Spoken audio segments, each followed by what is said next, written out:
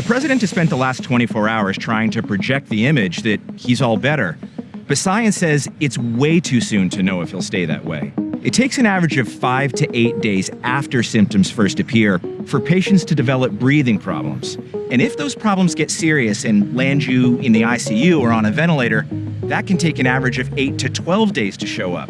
Again, these are averages, not absolutes. And they don't mean the president is necessarily headed for trouble. But patients commonly have initial symptoms, then they feel better, and then they get hit by a truck.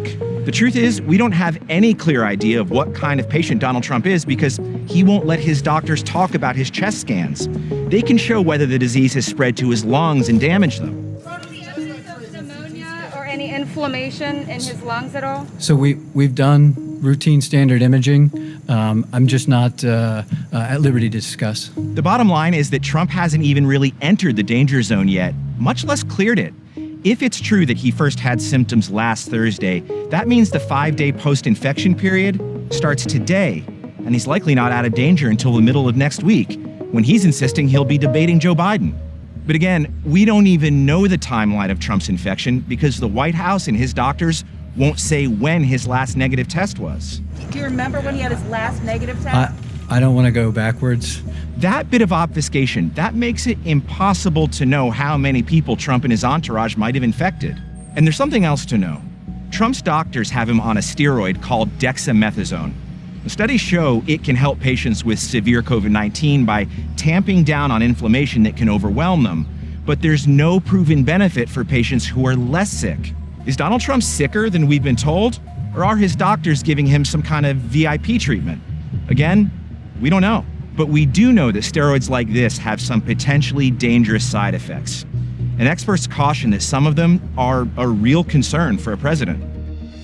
The psychiatric effect of dexamethasone can be on a pretty broad spectrum. It can cause acute hallucination, an acute change in mental status, psychosis, depression, and those can be noted pretty rapidly and dramatically after the use of high dose of dexamethasone. Is him being on this drug a concern? I think that we need to have a lot of transparency, which we are lacking of right now. We need to have an honest discussion with his physician team and be able to be apprised as far as what is going on when it comes to the impacts of COVID, as well as the drugs on his mental status and his ability to lead us. Is the president being on a drug that has these psychic side effects a concern to you? If somebody is having hallucinations and psychosis on dexamethasone and they're not honest about it, that is a big problem, specifically when you are making decisions when it's with regards to the status of a country and having really significant impact on the world politics and the international level.